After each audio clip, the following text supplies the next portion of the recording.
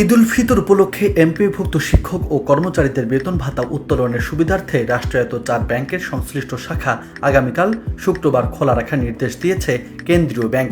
ব্যাংকগুলোর মধ্যে সোনালী, জনতা, অগ্রণী ও রূপালী ব্যাংক। বৃহস্পতিবার বাংলাদেশ ব্যাংকের ডিপার্টমেন্ট অফ অফসাইট সুপারভিশন থেকে এক সার্কুলারে এ নির্দেশনা দেওয়া হয়। ব্যাংকগুলোর ব্যবস্থাপনা পরিচালক ও প্রধান নির্বাহী কর্মকর্তাদের পাঠানো নির্দেশনায় বলা হয়েছে, শিক্ষা মন্ত্রণালয়ের নির্দেশনার পরিপ্রেক্ষিতে মাধ্যমিক ও উচ্চ মাধ্যমিক শিক্ষা বিভাগের আওতাধীন বেসরকারি শিক্ষা প্রতিষ্ঠানের এমপিভুক্ত শিক্ষক ও কর্মচারীদের ঈদ উল ফিতরের আগে বেতন ভাতাদি উত্তোলন এবং যথাযথভাবে ঈদ অনুষ্ঠান উদযাপনের জন্য ব্যাংকগুলো সংশ্লিষ্ট শাখা খোলা রাখতে বলা হয়েছে।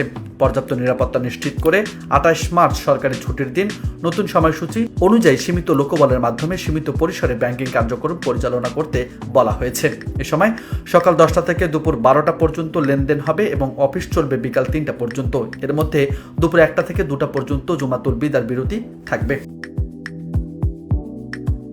কেন্দ্রীয় ব্যাংক জানিয়েছিল, ঈদের ছুটিতে 28 মার্চ থেকে 5 এপ্রিল টানা 9 দিন ব্যাংক বন্ধ থাকবে।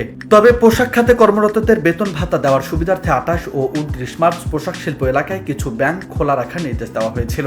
ওই নির্দেশনা অনুযায়ী 28 মার্চ শুক্রবার সকাল 10টা থেকে বিকাল 3টা পর্যন্ত ব্যাংক খোলা রাখতে নির্দেশনা দেওয়া হয়েছিল। এর মধ্যে লেনদেন চলবে সকাল 10টা থেকে দুপুর 12টা পর্যন্ত। শনিবার ব্যাংক শাখা খোলা রাখতে সকাল 10টা থেকে বেলা 2টা পর্যন্ত নির্দেশনা দেওয়া হয়েছিল। এর মধ্যে লেনদেন চলবে সকাল 10টা থেকে বেলা 1টা পর্যন্ত। এছাড়া সমুদ্রস্থল বিমানবন্দর এলাকায় অবস্থিত ব্যাংকের শাখা, উপশাখা ও বুথ সপ্তাহে 7 দিন 24 ঘন্টা চালু রাখতে বলা হয়েছে। 28 মার্চ থেকে 5 এপ্রিল পর্যন্ত সরকারি ও সাপ্তাহিক ছুটির দিনে আমদানি রপ্তানি সংক্রান্ত কার্যক্রম সীমিত আকারে চালু রাখার স্বার্থে স্থানীয় প্রশাসন সহ বন্দর ও কাস্টমস কর্তৃপক্ষের সঙ্গে আলোচনা করে ব্যবস্থা নিতে বলা হয়েছে। নিউজ ডেস্ক, বার্তা 24।